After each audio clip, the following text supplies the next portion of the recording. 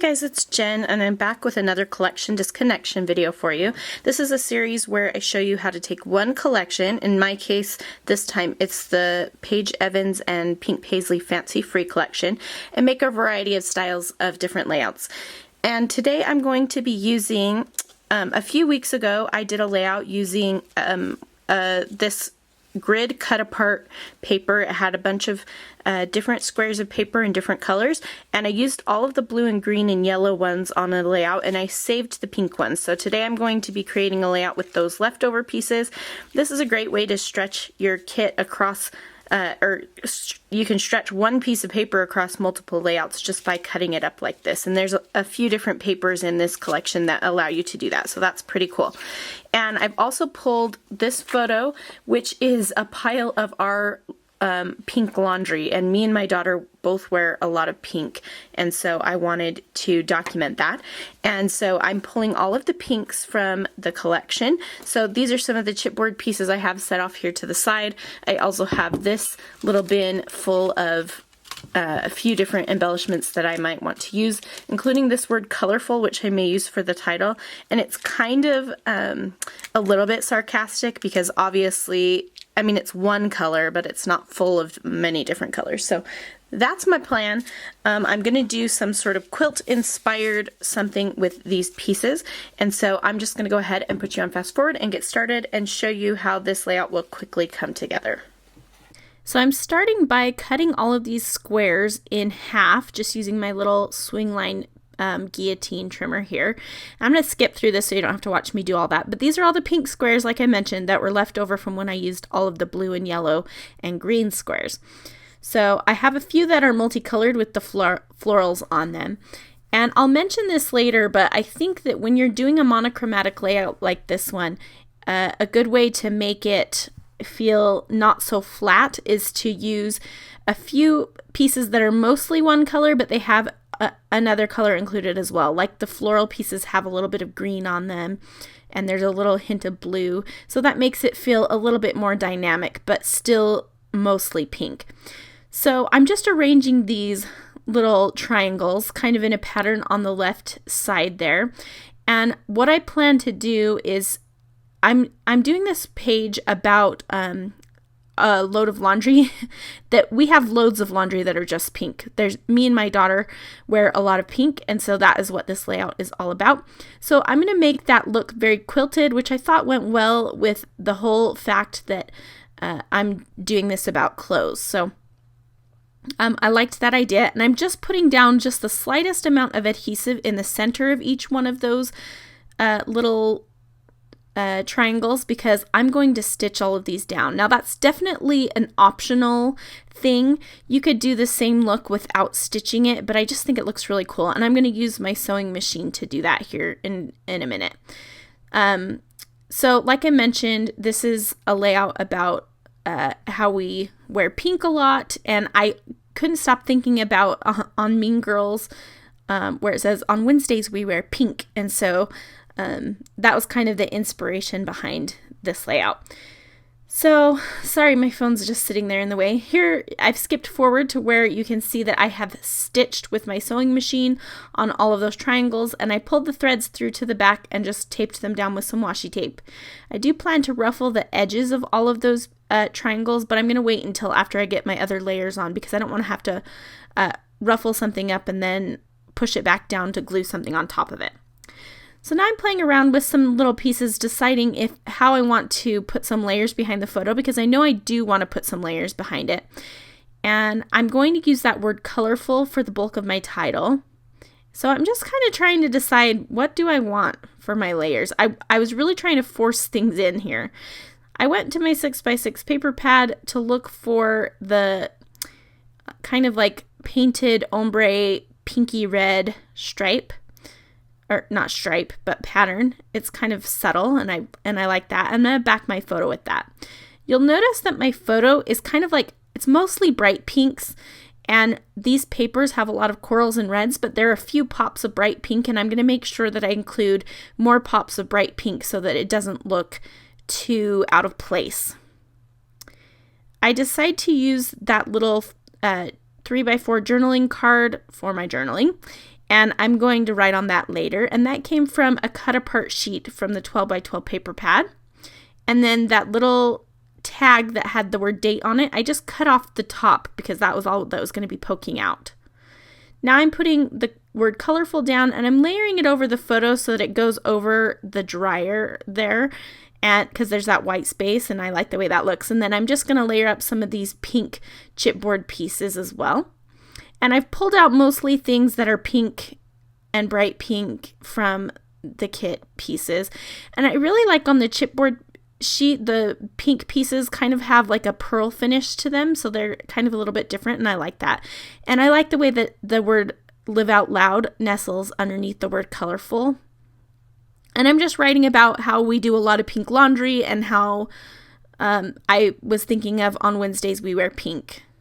I like the way that plant looked there, but I decided not to add it because it had too much green. So I was thinking for my title I could do colorful life. And in the end, I'm going to put it up above. So this layout doesn't have a clear title, but I don't think it really matters. And I'm calling it Life Colorful. So I'm going to layer up a whole bunch more stuff kind of going vertically because I went a little bit horizontally already. So now I'm going to layer up some things going above the photo as well. I decided to add one of the dimensional stickers that has stitching on it right above the word life. And I like the way it kind of curves around it. And now I'm looking through some of the wood pieces to see if there's anything I want to add from there. And I like that wood button that has the pop of bright pink on there. And that's going to help me bring in that bright pink onto the layout a little bit more like I was talking earlier. There's also a regular button that has that same pop. And so I'll use those two buttons to bring in my bright pop of bright pink. So I'm using some of the little puffy stickers, and I'm using the 2, 4, and 7, and I'm going to make it so it looks like 24/7 because we wear pink a lot. Not quite 24/7. This is an exaggeration, but that's okay. And I'm threading the buttons with some twine that's from Close to My Heart. It's an old, I don't think they sell it anymore, but it's kind of a thicker twine than the crochet thread that I've been using on most of these videos, and I like the way that looks. And I'm going to tie the bright pink button in a knot, and then I'll tie the one that's on the wood button in a bow, just kind of for a more feminine look than what I had been doing on my past pages. I'm going to adhere that wooden button at first with some just double-sided adhesive tape, but in the end it doesn't hold it enough, and so I'll end up switching that to one of the dimensional 3D little sticky dots here from Thermoweb. I'm blanking on the name of those Zots. They're 3D Zots. And that sticks really well. So now I'm just searching through my ephemera and different pieces in the kit to see if there's anything else that I might want to add. I thought about adding that little circle that was punched out from the 6x6 paper pad, but I think I decide against that. And I have this transparent word that says love, and I am going to use that. So I'm just using my Xyron to make it into a sticker, and I find that's the best way to do those kinds of transparencies because the adhesive's on the entire back of it and you can't see it at all. So then I'm going to cut out this floral piece this is cut apart from the 12 by 12 paper pad that it's meant to be a 3 by 4 card, but I'm going to stick that next to the photo because I wanted just a little bit more of that floral somewhere. And I'm going to play around with where I want to put it. I thought about the right hand side because it pops more against the white, but I just liked it on the left, so I decided to put it there, just tucked next to my photo. And then I'm going to rough up all of the edges of my quilted patterned paper. And after I rough up all of those edges, this layout is almost complete. I think I'm going to add the date in here as well. And I'm just using my fingernail to rough up those edges. I find that's the easiest way, and I kind of like how I can scratch the edge as much as I like until I get kind of the look that I'm wanting. So if you don't stitch this down, you can still rough up the edges. Just put adhesive on most of the paper and leave the edges unadhered so that you can just, you can still lift it up with it still remaining adhered. So what I'm doing now is I'm going on Instagram and looking for that photo to see what the date was that I took that photo. And I'm going to use my Becky Higgins roller date stamp with some black StazOn ink to stamp the date on that little card up at the top. And then I thought it would be nice if I included a little bit more of that black somewhere, and so I pulled out some Ellie Studio stamps, and I'm going to stamp the words True Story down at the bottom, and I just stamped it once, and then I kept stamping without re-inking it, so it had kind of like a faded look. And then I'm going to stamp it again. I'm going to stamp another one up at the top that says, I can't remember if I used the word documented.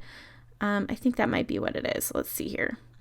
And I'm going to just do the same thing. I'm going to stamp it once and then stamp it off again without re-inking it. And I'll link to all available products in the description as well as over on my blog so that you can check those out. Oh, it says important. I wanted one that had the same kind of asterisks on the edges of the words. So I'm going to come back and talk to you real time, and then I have another something to chat with you about after that.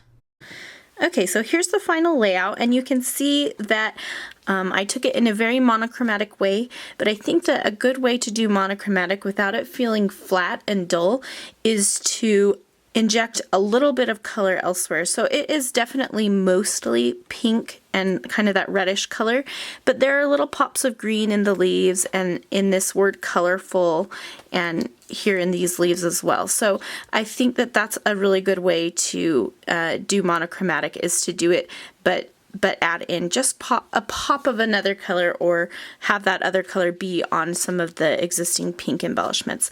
So I hope that you have enjoyed this episode and that you'll join me again next week for another collection disconnection video. Thanks for watching, and we'll see you soon. Before I show you the close-up videos or the close-up photos for this layout, I just wanted to remind you guys that I have me and Tracy Claiborne are teaching on an upcoming cruise. It is with the PL Junkies Facebook group, and they are a Project Life Facebook group, but I wanted to mention too that I don't think this will only be for Project Lifers. Let me tell you a little bit about the cruise, and then I want to tell you a few things about what kinds of things we'll be doing on the cruise. We will be departing on October 2nd, and it goes through the 9th, so it's a 7-day cruise, and we're departing out of Fort Lauderdale, Florida, and we're going to Labadee, Haiti, Falmouth, Jamaica, and Cozumel, Mexico, and there are also 3 days at sea, which means 3 days of crafty goodness. You know, when you're on a cruise ship, you basically, when you're at sea, you're just kind of, you know, I don't know if you've been on a cruise, I have, but you're just kind of hanging out, and there's stuff to do on the ship, but how much fun would it be to just sit and craft with a bunch of your friends or new friends that you're gonna make? And you can bring all your scrapbooking supplies. There's no limit to what you can bring with you, just as long as you can fit it in your room. You know, the rooms are fairly small, but you can bring whatever you want with you, and we can just craft the day away. Now, Tracy and I are each teaching 2 classes, and we're still trying to, you know, finalize exactly what we want to do based on what the people who end up going on the cruise kind of want. But there'll definitely be some stuff in there if you're a Project Lifer. There will definitely be some stuff in there if you're not a Project Lifer. I plan to teach a class about hand lettering, and I'm going to show you how you can incorporate that onto your projects, whether it be scrapbooking or Project Life.